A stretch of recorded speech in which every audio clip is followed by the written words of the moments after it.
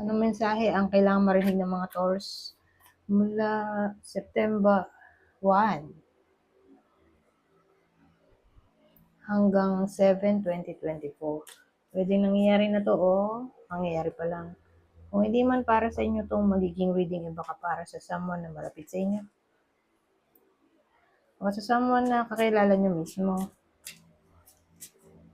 Baka may lumabas na gender mamaya, gawin nyo na lang energy, masculine at feminine energy. So, magsimula na tayo.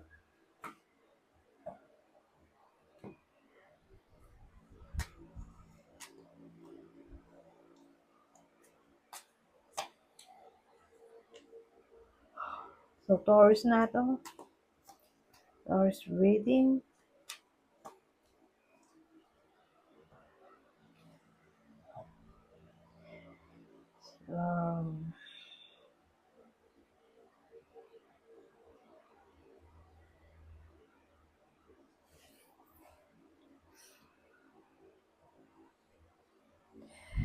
Well, sa case na to, pamilyado siguro.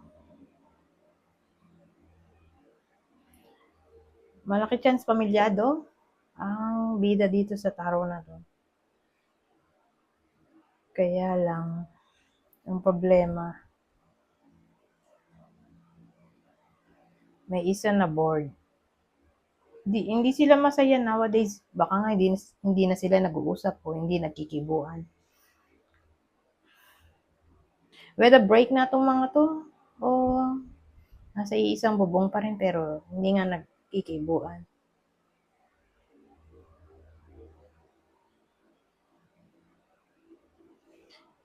Kaya siguro bored. May taong bored dito. At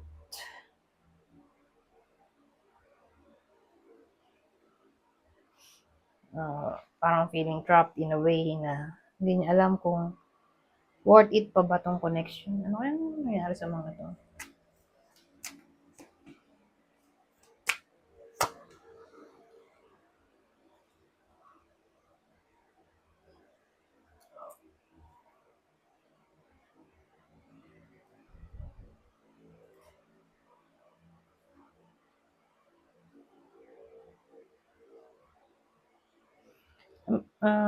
Kung bagbabasihan natin tong card na to, siguro ang naging problema dito ay may someone na lazy, o unreliable o disloyal. Pero nagkabati naman sila. So probably magkasama pa rin sila sa isang bubong. Pero hindi lang nagkikibuan. O hindi na sila masyadong close. Kasi may temperance dito. So probably hindi naman naghiwalay. Pero hindi na sila masaya sa isa't isa. Although magkasama sila sa isang bubong. Ganun ang situation. Ganyan yung energy hanggang sa September 7. Hindi pa rin sila nagkikibuan dito.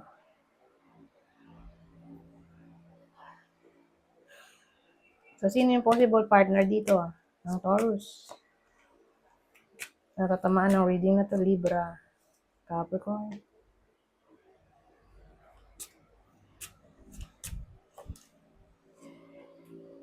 Sincere friend.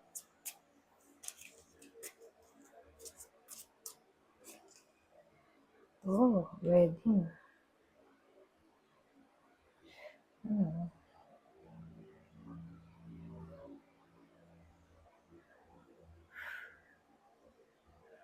So,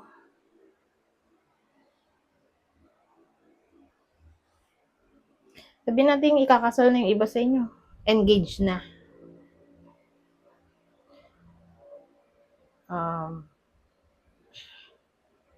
May sincere friend dito na magsasuggest. Tungkol dito nga sa wedding. Kung ganyan ang situation. Sabihin nga natin na naka-schedule na. Engaged na yung iba sa inyo. So, sa week na to, may darating.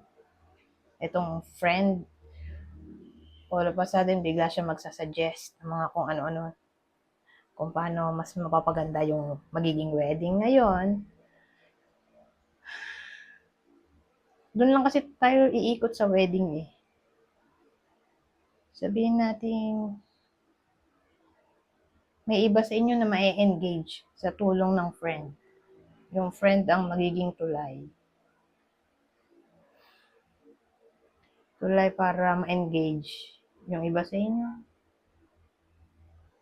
So, kung dito mangyari sa inyo, baka sa kakilala nyo, magulat na lang kayo. May engage na pala sila.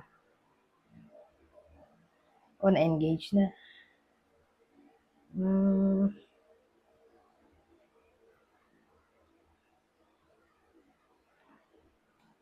Suportado kayo ng friend. Suportado yung ikakasal dito ng friend. Mga friends niya.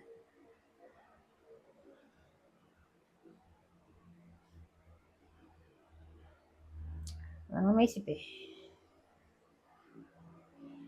Pero kung sabihin natin dito relasyon, hindi to wedding,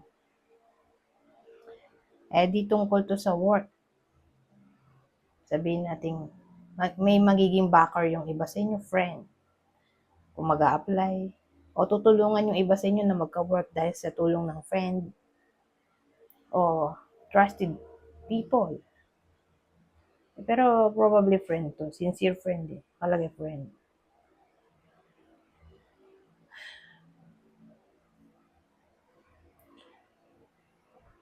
O magkakaroon sila ng project, deal, contract sa tulungan ng friend. O sabihin natin magkaroon ng problema yung iba sa inyo, tungkol dun sa sinabi ko. Contract, deal, project, may tutulong sa kanila, friend.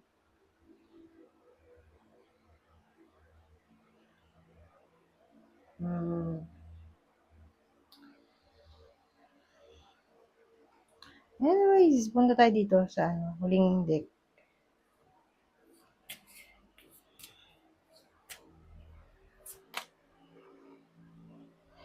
Irespeto daw ang relasyon. Respect your relationships. Respect. Illusion.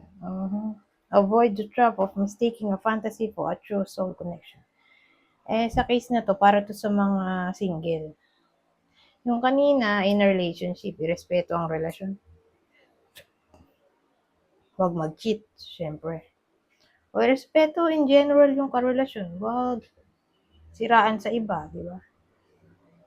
O in general na respect. Ito, sa mga single to, iwasan daw na ma-fall sa trap yung iba sa inyo sa pagpili ng magiging karelasyon. Baka kasi akala nila yun yung true soulmate nila.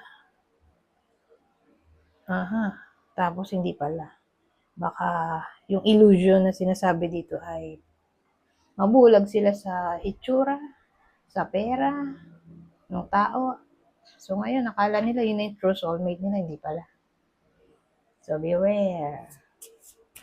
Pay attention sa red flags. Challenges. All true soul connections involve challenges that can be overcome together. So lahat daw ng nasa soul connection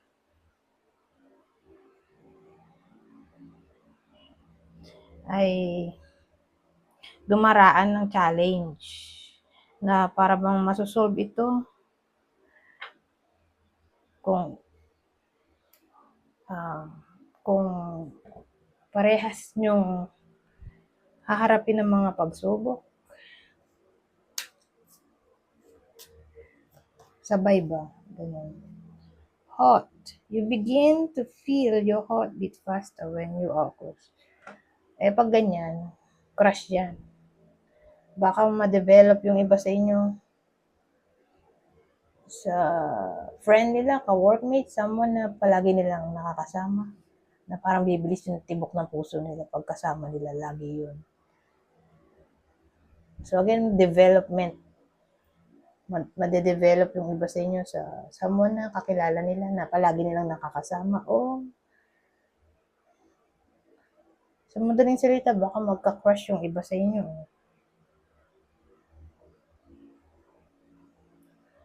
Sa week na to. Kasi bibilis daw yung puso eh. Eh you. So kayo to. Mhm. Last na to.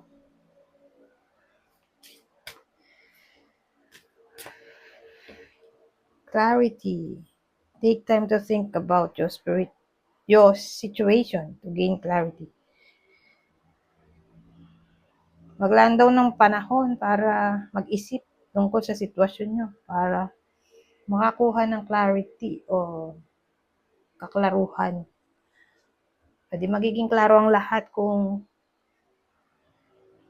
paglalaanan ng panahon ang mga bagay-bagay para mapag-isipan, ganyan. Anyways, hanggang dito na lang. Goodbye. For now.